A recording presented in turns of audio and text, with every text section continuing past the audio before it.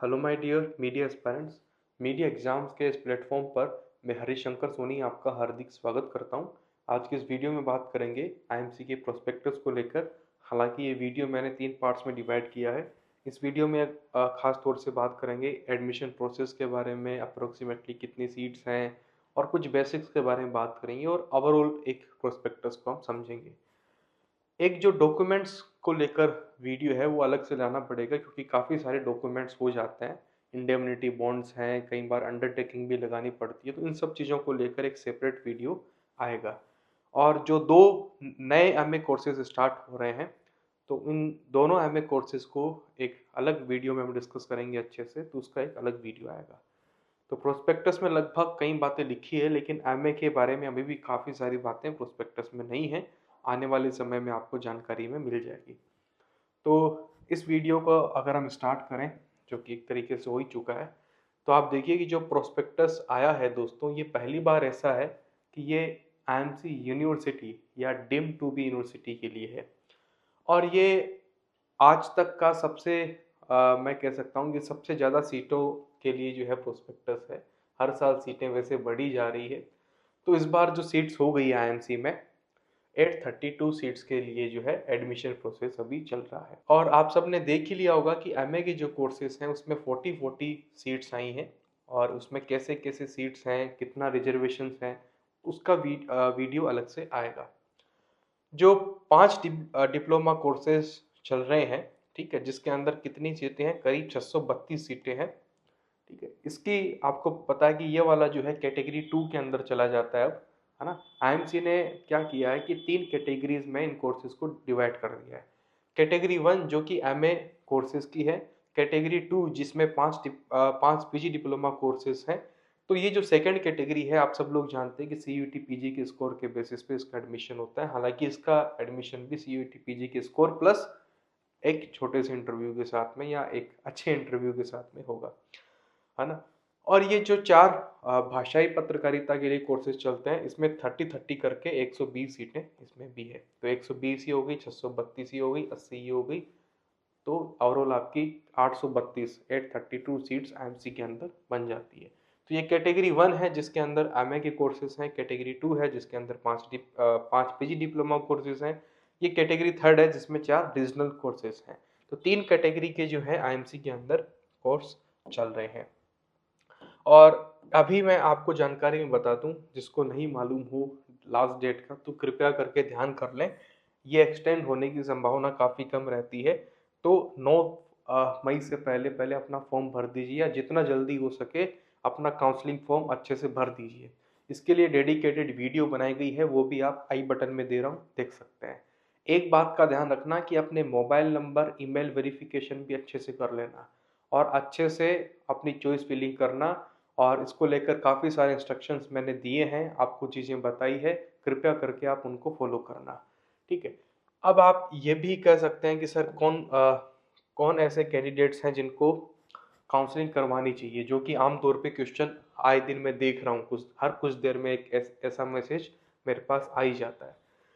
तो मैं ये कहना चाहूँगा कि अगर आपके 90 प्लस मार्क्स हैं, कम से कम 90 नंबर तो है ही है, और आईएमसी के किसी भी कोर्स के किसी भी कैंपस में आप जाने के लिए मन रखते हैं, तो आप 90 प्लस स्कोर पर भी आराम से काउंसलिंग करवा सकते हैं, ठीक है। ऐसा क्यों है मैं भी आपको अभी बता देता हूँ। रिजर्व कैटेगरी की अगर हम बात करें, चाहे वो ईडब्ल्यूएस हो, ओबीसी हो, एससी एसटी हो, कश्मीरी माइग्रेंट हो, कोई भी किसी भी तरह की रिजर्व कैटेगरी हो, है ना, किसी भी तरह के मतलब कितने भी मार्क्स हों, आपको काउंसलिंग करवानी चाहिए अगर आप आईएमसी में जाना चाह रहे हैं तो। लेकिन इस बात का ध्यान रखें दोस्तों, जिस कोर्स में आप बिल्कुल ही नहीं चाहते कि मेरे को रीजनल में नहीं जाना या इस कोर्स में नहीं जाना, जो भी अगर आपकी कुछ हो, तो थोड़ा सा ध्यान रखना, क्योंकि जैसे ही सीट मिल गई आपको 20,000 रुपए की सीट एक्सेप्टेंस फीस देनी पड़ेगी। हालांकि वो रिफंडेबल है, लेकिन तुरंत देनी पड़ेगी, तभी आप अपग्रेड के ऑप्शन में बने रहेंगे। तो जहां आप जाना चाहते हैं वही चॉइसेस जो है आप आईएमसी के काउंसलिंग फॉर्म में दीजिए, है ना। और या सोच विचार सकते हैं कि यार ये मेरा 50-50 अभी मैंने सोचा नहीं है, तो भी चॉइस में डाल दीजिए। लेकिन जो एकदम क्लियर है कि यहाँ नहीं जाना, तो वो चॉइस में सेलेक्ट मत कीजिए। और मैं ऐसा क्यों कह रहा हूँ कि 90 प्लस मार्क्स भी हैं तो भी जनरल वालों को भी जो है काउंसलिंग करवा लेनी चाहिए, और ओबीसी 80 80 ईडब्ल्यूएस जो भी आपके रिजर्व कैटेगरी है, सबको काउंसलिंग करवा लेनी चाहिए। ऐसा मैं क्यों कह रहा हूँ, इसका जवाब भी मैं आपको दे देता हूँ। तो पहली बात आपने देखी होगी कि 9000 के आसपास कैंडिडेट्स ऐसे हैं जिन्होंने ये एग्जाम दिया है। मतलब कैंडिडेट्स तो काफ़ी हैं, अटेम्प्ट किया है एग्जाम, है ना, केवल फॉर्म भरने की डेटा नहीं है। ये वो लोग हैं अप्रोक्सीमेटली जिन्होंने एग्जाम दिया है। लेकिन दोस्तों आईएमसी की अगर बात करें तो 1400 लोग ऐसे हैं, 1400 प्लस स्टूडेंट्स ऐसे हैं जिन्होंने आईएमसी को सिलेक्ट तो किया है लेकिन CUQP 17 का एग्जाम नहीं दिया हुआ है, उनका स्कोर कार्ड नहीं है। तो 1400 बच्चे वहीं खत्म हो गए। इसी के अलावा ऐसा ही कुछ डेटा ऐसा है 1500-1600 बच्चों का जिन्होंने CUQP 17 का एग्जाम तो दिया है लेकिन आईएमसी जो है वहां पे सिलेक्ट ही नहीं किया हुआ है, तो आईएमसी के पास उसका डेटा नहीं है। 1500-1600 बच्चे आप मान के चलिए, या 2000 से भी ज्यादा बच्चे ऐसे हो सकते हैं जिन्होंने आईएमसी सिलेक्ट नहीं किया हुआ है। तो अप्रोक्सीमेटली आप निकाल सकते हैं कि आप मान के चलिए कि करीब करीब अच्छे एस्पायरेंट्स अगर हम मान के चले जिन्होंने आईएमसी भी सिलेक्ट किया, CUQP 17 का एग्जाम भी दिया है, कहीं ना कहीं और कुछ स्टूडेंट्स ऐसे भी होंगे ना जो आईएमसी नहीं जाना चाहते, पहले से ही उनका मान लीजिए कोई दूसरा ही मन है। तो आईएमसी को देखने वाले 5000 से ज्यादा एस्पायरेंट्स नहीं हैं।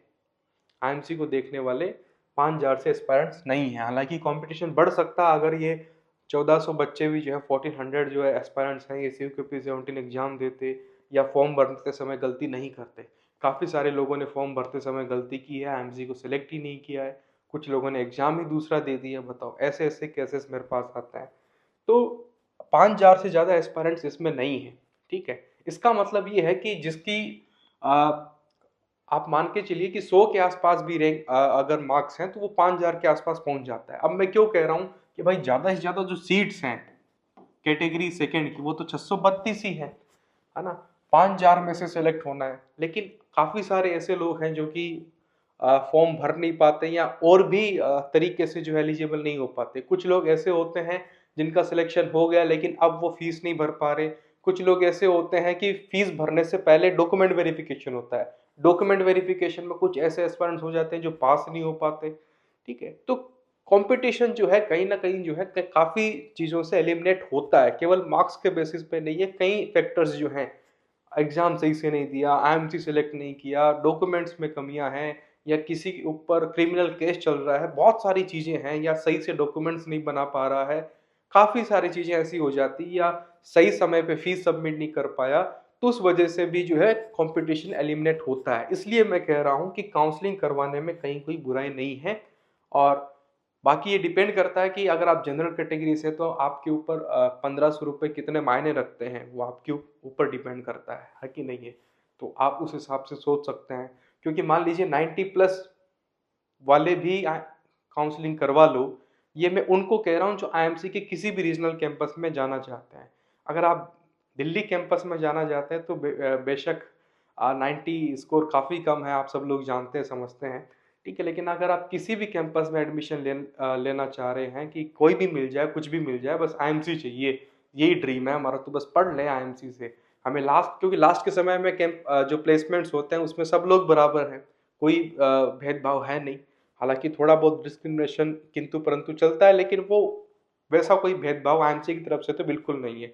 कोई कंपनी, एक आध कंपनी जो है कभी कभार कैप लगा देती है, तो प्लेसमेंट्स के लेवल पर तो सभी कुछ बराबर है कि नहीं है। तो अगर आप रीजनल में भी जाना चाह रहे हैं तो 90 प्लस जनरल वाले भी जो है अपनी काउंसलिंग करवा लो, और कोई भी कैटेगरी हो आपकी काउंसलिंग करवा लो। अगर आप रीजनल वगैरह में जा सकते हैं, आपको कोई दिक्कत नहीं। दिल्ली कैंपस ही चाहिए, फिर आपको देखना पड़ेगा कि मेरे स्कोर क्या है, मैं 1500 रुपये खर्च करूँ, 1000 रुपये खर्च करूँ कि नहीं करूँ। 1000-1500 रुपये के बारे में सोच रहे हैं तो आप फिर दिल्ली कैंपस ही चाहिए तो वैसा सोचिए, नहीं तो रीजनल में जाना चाह रहे हैं तो काउंसलिंग डेफिनेटली करवाइए। तो जैसा कि मैंने कहा कि ये एक तो काउंसलिंग की लास्ट डेट 9 मई है, कृपया करके ध्यान रखें। 11 तारीख को जब आपका सीट अलॉटमेंट हो जाएगा, या जिस दिन आपका सीट अलॉटमेंट होगा, हो सकता है कि एक्सटेंड वगैरह हो, कुछ भी हो किसी भी तरह के केस में, लेकिन जिस दिन सीट अलॉटमेंट हो जाएगा तुरंत आपको जो पहला काम करना होगा वो है डॉक्यूमेंट्स को अपलोड करने का। डॉक्यूमेंट्स अपलोड करने का काम करना होगा, इसलिए अपना कास्ट सर्टिफिकेट अभी से रेडी रखें, जो कि रिजर्वेशन में जो है सिलेक्शन लेना चाह रहे हैं, ईडब्ल्यूएस है, ओबीसी है, तो न्यू फाइनेंशियल ईयर का आपको चाहिए होगा, और कास्ट सर्टिफिकेट सेंट्रल लेवल का चाहिए होगा, इस बात का ध्यान रखें, ठीक है। बाकी डॉक्यूमेंट्स को लेकर सेपरेट वीडियो आएगी, तब हम बात करेंगे एमए के कोर्सेज की भी बात जो है हम बाद में करेंगे। तो अभी जैसा मैंने कहा कि प्रोस्पेक्टस का सारा बेसिक समझेंगे, तो स्क्रीन के जरिए हम समझते हैं। चलिए डियर एस्पायरेंट्स, ये पहला पेज तो आप सब लोगों ने देख ही लिया था, है ना। अब हम आते हैं इंडेक्स पे। इंडेक्स में आप देखिए सबसे लास्ट में दिए हुए डॉक्यूमेंट्स के बारे में, है ना। इसको हम देखेंगे सब अलग से वीडियो में कि कैसे कैसे क्या सब चीज़ें होती है, अंडरटेकिंग में क्या होता है, एफिडेविट क्या होता है, इंडेमनिटी बॉन्ड क्या होता है, कैरेक्टर सर्टिफिकेट मेरे पास पहले से बना हुआ है क्या, वो चलेगा क्या, इन डॉक्यूमेंट्स को कैसे बनाना है, स्टाम्प पे कैसे बनाएंगे, स्टाम्प कहाँ से लाएंगे, बहुत सारी बातें होती है जो कि हम अलग वीडियो में देखेंगे। और आईएमसी की लगभग हर एक बेसिक बात को इस प्रोस्पेक्टस में लिखा गया है, तो कृपया करके इस प्रोस्पेक्टस को आप समय निकाल के पूरा खुद से पढ़ें कि इसमें क्या क्या लिखा गया है ना। लेकिन कुछ चीज़ें मैं आपको क्लियर कर देता हूँ कि कैसे कैसे क्या है। एमए कोर्सेज की बात हम अलग से वीडियो में करेंगे। सीटों को आप अच्छे से देखिए, जो आप चॉइस फिलिंग कर रहे हैं उसमें इस इंडेक्स का यूज़ कीजिए कि कैसे इसमें चीज़ें बताई गई है। फॉर एग्जांपल ईजे के बारे में समझिए। ईजे एक ऐसा कोर्स है एमसी का जो कि सभी कैंपस में है, तो मैं कहाँ जाऊँ, कैसे जाऊँ, ईजे की कट ऑफ क्या हो सकती है, बहुत सारी बातें जो हैं आप यहाँ से समझ सकते हैं। फॉर एग्जांपल जम्मू एक ऐसा कैंपस या ऐसा रीजनल कैंपस है जहाँ पर ज़्यादा कोर्सेज हैं। वहाँ पे कोई रीजनल कोर्स नहीं है, बल्कि आप देखिए कि वहाँ पर जम्मू के अंदर ईजे भी है, एचजे भी है, डीएम भी है, और कोई रीजनल कोर्स नहीं है कि नहीं है। जैसे कि अगर आप ढेंकानाल में जाएंगे तो ढेंकानाल में उड़िया जर्नलिज्म है, अमरावती में मराठी है, कोट्टायम में मलयालम है कि नहीं है। हालांकि आइजोल के अंदर फिर दो ही कोर्सेज हैं, ईजी और डीएम करके। तो जम्मू कैंपस उस तरीके का है। तो ये काफ़ी सारी चीज़ें आप इस वाली लिस्ट से भी जो है निकाल सकते हैं। बाकी मैंने जो सेशन आपके लिए करवाए हैं, कृपया करके उन यूट्यूब सेशन को आप देखिए, जिससे आपको काफ़ी इंसाइट्स मिलेगी चॉइस फिलिंग करने को लेकर। तो ये सीट्स के बारे में हम बात कर ही चुके हैं ओवरऑल। और जैसा कि आप सबको पता है कि दोनों एमए कोर्सेज के ऊपर हम अच्छे से बात करेंगे। जी डिप्लोमा कोर्सेज जो कि 5 चलते आए हैं, और इसके बारे में काफ़ी बेसिक बेसिक बातें यहाँ लिखी है जो कि मैं आमतौर पर यूट्यूब वीडियोज़ में आपको बता ही चुका हूँ। तो यहाँ आप खुद से पढ़ेंगे तो अच्छा लगेगा। अब एक चीज़ जो मैंने आपको स्टार्टिंग में बताई कि भाई जो एमए कोर्सेज हैं वो कैटेगरी 1 के अंदर चले गए हैं, वो एक कैटेगरी 1 है। कैटेगरी 1 का मतलब ये है कि इसमें एमए कोर्सेज हैं। कैटेगरी 2 मतलब कि पीजी डिप्लोमा वाले वो कोर्स जिसमें 300 मार्क्स के हिसाब से सीयूटी बेस्ड एडमिशन होता है। कैटेगरी 3 वाले वो कोर्स जो कि लैंग्वेज जर्नलिज्म वाले कोर्सेज हैं, जिसका एडमिशन आईएमसी खुद से एंट्रेंस एग्जाम लेके करता है। तो ये 3 तरह की कैटेगरी जो है इस प्रोस्पेक्टस में आपको डिफाइन की गई है। सबसे बड़ी चीज़ है एलिजिबिलिटी, जिसके बारे में बात करनी बहुत ज़रूरी है। एमए प्रोग्राम जो स्टार्ट हुए हैं जिसमें किसी तरह का एज क्राइटेरिया नहीं है, लेकिन जो भी एडमिशन लेना चाह रहे हैं उनको आपको जो है 55% मार्क्स उनके ग्रेजुएशन के अंदर होने चाहिए। ये कैप जो है एमए कोर्सेज के अंदर लगाई गई है, लेकिन एज क्राइटेरिया एमए कोर्सेज में नहीं है, बल्कि पीजी डिप्लोमा कोर्सेज के अंदर कैटेगरी 2 और कैटेगरी 3 दोनों के अंदर है एज क्राइटेरिया वाला, है ना। जिसमें डीओबी के बारे में आप जान सकते हैं कि कैटेगरी 2 और कैटेगरी 3 में जो पीजी डिप्लोमा कोर्सेज हैं उसमें ये एज होनी चाहिए। मतलब कि जनरल के लिए अगर हम बात करें तो जनरल की एज 25 से प्लस नहीं हो, ओबीसी की 28 से ज़्यादा नहीं हो, एससी एसटी की जो है 30 से ज़्यादा नहीं हो। तो ये एज क्राइटेरिया के बारे में आप देख सकते हैं कि आपके सामने लिखा हुआ है। और जो एज की कैलकुलेशन करनी है ना दोस्तों, वो 1 अगस्त 2024 को करनी है। काफ़ी सारे लोगों ने प्रिपरेशन भी कर ली। अब जो फॉर्म भर रहे थे तब उनको पता चला कि कैलकुलेशन जो है 1 अगस्त के हिसाब से करनी है। तो 1 अगस्त 2024 को आपकी एज क्या रहती है उसके हिसाब से जो है आपको कैलकुलेशन करनी है ना। 25 से ज़्यादा नहीं होनी चाहिए अगर आप जनरल कैटेगरी से आते हैं। और जैसा मैंने कहा एमए कोर्सेज के अंदर किसी तरह की कोई एज लिमिट नहीं दी गई है।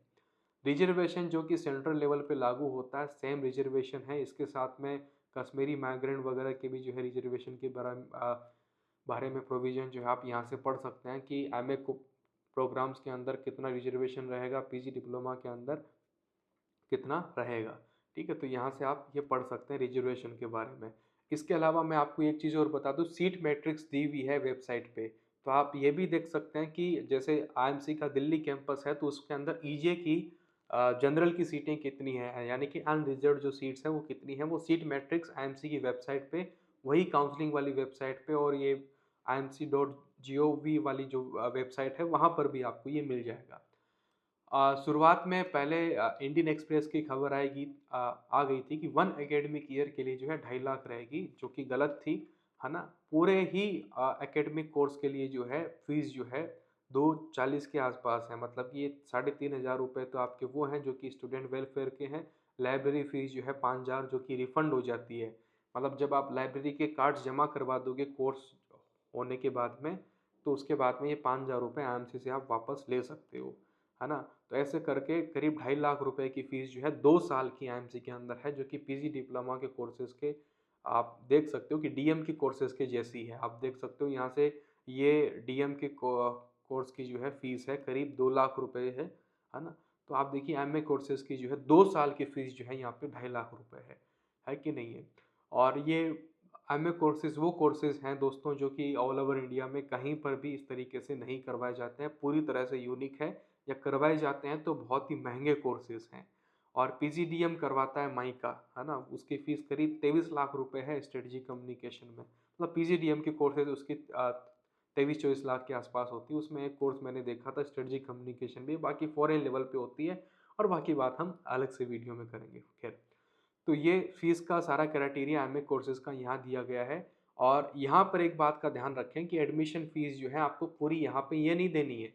आपको एडमिशन फ़ीस फर्स्ट सेमेस्टर की ही देनी है, ये वाली फ़ीस जो है आपकी लगेगी, है ना। तो जो फ़ीस है 87,000 का 50% कर लीजिए, फिर उसके बाद 5000 जोड़िए और उसके बाद 3.5 जोड़िए, है ना। तो इस तरीके से जो है आपको फ़ीस मिलेगी, मतलब आपको 52 के आसपास जो है ऐसा अमाउंट देना है। तो आपको यहाँ पे फर्स्ट सेमेस्टर की फ़ीस देनी होगी एज एडमिशन फ़ीस। पूरी फ़ीस एक साथ पीजी डिप्लोमा की यहाँ पे नहीं देनी है। इनकी फ़ीस भी जो जमा होगी वो सेमेस्टर वाइज जो है एमए कोर्सेज़ की जमा होगी, ठीक है। और आगे अगर हम बात करें कि फ़ीस के रिफ़ंड की, अगर विथड्रॉल की, तो वो भी हम देख लेते हैं, ठीक है। और ये इंटरनेशनल स्टूडेंट्स के लिए यहाँ पे दिया गया है। तो रिफंड के लिए इस बार आईएमसी यूजीसी के जो भी गाइडलाइन आएगी उसको फॉलो करेगा, है कि नहीं है। इससे पहले आईएमसी इसको फॉलो नहीं कर रहा था क्योंकि आईएमसी पर यूजीसी गाइडलाइन लागू नहीं होती थी। पिछले साल यूजीसी ने गाइड किया था, गाइडलाइन जारी की थी कि इतने समय तक हर यूनिवर्सिटी को स्टूडेंट का रिफंड करना पड़ेगा अगर वो विड्रॉल करता है तो। लेकिन पिछले साल आईएमसी ने काफ़ी डिले किया रिफंड करने में, लेकिन अब यूजीसी के गाइडलाइन में आईएमसी आ गया है। तो जो भी लोग अपना एडमिशन कैंसिल करवाएंगे, आईएमसी उसको जो है रिफंड करेगा ही करेगा। लेकिन वो डेट क्या रहेगी, वो यूजीसी काउंसलिंग की प्रक्रिया के जो ये फॉर्म्स वगैरह सारे एक बार हो जाते हैं लगभग सभी के, उसके बाद एक डेट वो निकालता है अपनी गाइडलाइन में कि इस डेट तक सभी यूनिवर्सिटीज़ कम से कम जो है अपना रिफंड कर दे, ऐसे कर दे। तो वो गाइडलाइन के हिसाब से जो है आपको भी डेट मिलेगी आईएमसी की ओर से भी कि इस समय तक जो भी लोग अपना कैंसिल करवाना चाहते हैं, विड्रॉल करना चाहते हैं एडमिशन फ़ीस पे करने के बाद भी, तो आप कर सकते हैं, कैंसिल करवा सकते हैं अपना एडमिशन। बहुत सारे लोग ये पूछते हैं कि स्कॉलरशिप, फ्रीशिप मिलती है कि नहीं मिलती है। एक बात ध्यान में रख लीजिए कि फर्स्ट सेमेस्टर के मार्क्स के आधार पे ये सब होता है, इसलिए एडमिशन के टाइम पे आपको कोई स्कॉलरशिप, फ्रीशिप नहीं मिलेगी। और बहुत सारे लोग ये भी पूछते हैं कि मैं एससी/एसटी कैटेगरी से हूँ, तो क्या मेरे को रिलैक्सेशन मिलेगा फ़ीस में? तो किसी तरह का फ़ीस का रिलैक्सेशन जो है कैटेगरी वाइज़ नहीं है ना? रिजर्वेशन के हिसाब से नहीं है। फ्रीशिप वगैरह जो मिलती है, फर्स्ट सेमेस्टर के मार्क्स हैं, आपका डिसिप्लिन है, बहुत सारी चीज़ों पर जो है आपको फ़ीस में छूट सेकंड सेमेस्टर की फ़ीस जब आप जमा कर रहे होते हैं तब उस समय मिलती है ना? तो यहाँ आप फ्रीशिप के बारे में पढ़ सकते हैं। और एकेडमिक कैलेंडर आपको रिलीज़ किया जाएगा कि कब कहाँ पे जो है फर्स्ट सेमेस्टर के एग्ज़ाम कब होंगे, सेकंड सेमेस्टर के एग्ज़ाम कब होंगे, छुट्टियाँ कब होगी, एक एकेडमिक कैलेंडर भी आपको अलग से नोटिफिकेशन के थ्रू मिल जाएगा। और ये ओवरऑल फैसिलिटीज़ हैं, हॉस्टल वगैरह का एक अलग से वीडियो मैंने बनाया हुआ भी है, कृपया करके आप देख लीजिए। और यहाँ पे आप देख सकते हैं कि कहाँ पे सिंगल रूम है, कहाँ पे डबल रूम है, तो हॉस्टल के बारे में भी अच्छे से जानकारी आपको दी गई है। और ओवरऑल जो लाइफ का एक्सपीरियंस है वो दिया गया है। हर एक रीजनल कैंपस के बारे में सभी बेसिक बातें जो हैं आपको लिखकर यहाँ पे दी गई है ना। और इंटर्नशिप और प्लेसमेंट किन किन कंपनियों में होते हैं उसके बारे में भी जो है कंपनी की लिस्ट दी गई है कि अब तक ये कंपनियां जो है आईएमसी में प्लेसमेंट लेने के लिए आती रही, जैसे कि एनटीपीसी है, अच्छा पैकेज देने वाली कंपनी है। आप देख सकते हैं प्रसार भारती सबसे टॉप पे लिखा गया है। तो कई बड़े छोटे काफ़ी सारे मिला के जो है आईएमसी के अंदर प्लेसमेंट्स के लिए आते हैं। और जो एनईपी है, नेशनल एजुकेशन पॉलिसी, वो आईएमसी पर लागू हो गई है या आईएमसी ने उसको एडॉप्ट कर लिया है। तो पहली चीज़ ये है जैसे कि एमए कोर्सेज हैं, तो अगर एक साल से कोई अगर निकलता है तो उसको डिप्लोमा मिल जाएगा, ये आपने पढ़ा ही होगा एनईपी के अंदर। तो वो चीज़ आ गई है। एकेडमिक बैंक ऑफ क्रेडिट्स वाला जो सिस्टम है, एबीसी वाला, जिसके बारे में आपने वीडियोस वगैरह देखी होगी, आपको यूनिवर्सिटीज़ की ओर से मिलता है, तो वो भी जो है आईएमसी फॉलो करेगा। अटेंडेंस आईएमसी में मैंडेटरी है 75%। बिल्कुल भी मेडिकल वेडिकल झूठा वगैरह लगा दिया, ऐसे ही कर दिया, नहीं चलेगा, बिल्कुल नहीं चलता है दोस्तों कुछ भी।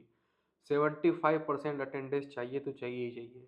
जेन्युइन केस होगा, सही में अगर मेडिकल है तो ही आपको रिलैक्सेशन मिलेगा, नहीं तो इसके साथ आप कॉम्प्रोमाइज़ नहीं कर सकते हैं। जो लोग ये सोच रहे हैं आईएमसी की पढ़ाई के साथ मैं ये भी कर लूँगा, वो भी कर लूँगा, तो अभी तक अलाउड नहीं है। हालांकि एमए कोर्सेज के साथ आपको पता है कि दूसरा डिस्टेंस कोर्स अलाउड है, वो तो एनईपी के थोड़ा ठीक है, लेकिन इस बात का ध्यान रखें कि आईएमसी में आपको 75% अटेंडेंस बना के रखनी ही पड़ेगी, है ना। और मेडिकल भी ऐसा नहीं कि आप किसी भी फर्जी तरीके से लगाते हैं या कहीं जुगाड़ कर लें, वो सब बिल्कुल नहीं चलेगा। पूरा स्ट्रिक्टली सब कुछ फॉलो होता है। तो भाई की तरह ये बात बता रहा हूँ, ये समझ लेना, ठीक है। और हर एक एग्जाम के अंदर आपको 40% मार्क्स बनाने होते हैं। अगर किसी तरह की कोई बैक वगैरह टाइप की लग जाती है, सप्लीमेंट्री एग्जाम होता है, तो आईएमसी में ऐसा नहीं है कि जैसे ही आपके एग्जाम हुए तुरंत आपके सप्लीमेंट्री एग्जाम कंडक्ट होंगे, ऐसा नहीं होता है। जैसे कि आप इस साल पढ़ रहे हैं, आप फेल हो गए किसी पेपर में, अगले साल जब पेपर होगा आईएमसी में, उसमें आपको बिठाया जाएगा, फिर आपका एग्ज़ाम जो है कंडक्ट होगा उसी में। ऐसा नहीं है कि 2 महीने बाद फिर से एग्ज़ाम अलग से कंडक्ट हो गया 5-7 बच्चों के लिए, ये सिस्टम नहीं चलता है। तो अगर आप किसी साल फेल हो गए हैं, तो अगले 3 साल में किसी भी साल आप जो है एग्ज़ाम देते हुए अपना जो सप्लीमेंट्री है क्लियर कर सकते हैं, ठीक है। तो ये सप्लीमेंट्री एग्ज़ाम्स वगैरह के बारे में, ग्रीवांस सिस्टम के बारे में लगभग बेसिक बेसिक चीज़ें जो है बताई गई है। और आईएमसी में कौन किस पोस्ट पे है, इसकी जानकारी भी आपको प्रोस्पेक्टस में यहाँ पे आपको मिली जाती है। और कॉन्टैक्ट इन्फॉर्मेशन आपको दी गई है हर एक कैंपस के हिसाब से, और बाद में चला जाता है अपना ये डॉक्यूमेंट्स वाला काम, जो कि हम अलग से वीडियो में अच्छे से डिस्कस करते हुए बात करेंगे। तो please wait for the MA courses and also wait for the video on the documents. Thank you very much. All the best.